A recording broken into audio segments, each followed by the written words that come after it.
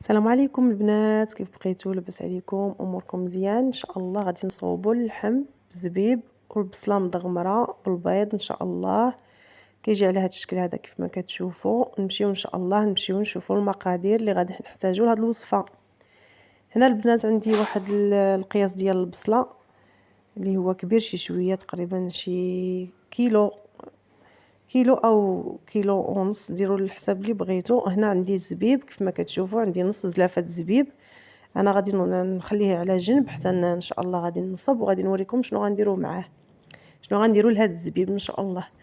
هنا البنات عندي واحد القياس ديال اللحيمه كيف ما كتشوفوا، عندي تقريبا نص كيلو د اللحم. عندي هنا التوابل، عندي الخرقوم، الابزار، معلقه كبيره ديال السكينجبير كيف ما كتشوفوا، معلقه كبيره السكينجبير. اما الابزار والخرقوم غير نص، يعني معلقه صغيره كيف ما كتشوفوا البنات. عندي تقريبا 3 الفصوص ديال الثومه البنات، نحكوها ما نخليوهاش غير مقطعه، ضروري خصها تحك باش كتعطي النكهه والنسمه. هنا البنات كنزيد الزيت، كنضيف شويه الملحه دائما على حسب نقصوا او زيدوا. هنا كندير شويه ديال الماء باش غادي تقلى ديك البصله مع ديك العطريه واللحيمه اللي رحنا درنا. غادي نحركوها ان شاء الله وغادي نرجعها فوق البوطه تقلى.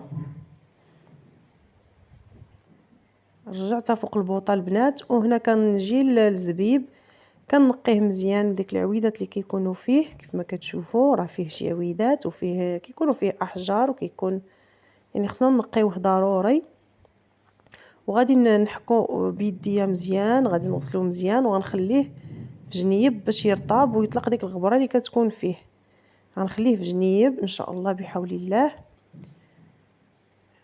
غنضيف له شويه الماء وان شاء الله غادي نمشي نشوف ديك اللحيمه واش تقلات. كيف ما كتشوفوا البنات راه تقلات، وديك البصله نزلات كيف ما كتشوفوا. صافي دابا لا طابت اللحيمه غادي نحيدها باش غادي نضيف داك الزبيب ديالنا. هنايا البنات راني غادي نضيف داك الزبيب كيف ما كتشوفوا، وغادي نحركها وغادي ان شاء الله غادي نضيف لها معلقه صغيره د القرفه، وغادي نضيف لها تقريبا عندي هنا حبه ديال المورسو سكر، يعني الا ضفتو غادي ديروا معلقه كبيره ديال السكر سنيده. وهنا دايره يعني قياس اللي هو صغير، يعني قياس لعائلتي فقط، يعني اللي بغى يضاعف الكميه راه يضاعفها ويدير قياس اللي هو كبير. هنا كيف ما كتشوفوا غادي نبقى نقلي ديك البصيله مزيان حتى تنزل معانا ويطيب داك الزبيب. وان شاء الله هنا كتكون واجده معنا داك الدغميره ديالنا كيف ما كتشوفوا ديال الزبيب والبصله. كنبقاو نحركوا فيها ما كنحيدوش يدينا منها باش ما تحرقش. كيف ما كتشوفوا اللحيمه راني حيدتها من قبل. صافي دابا غادي ندوز باش نسربي الطبق ديالي.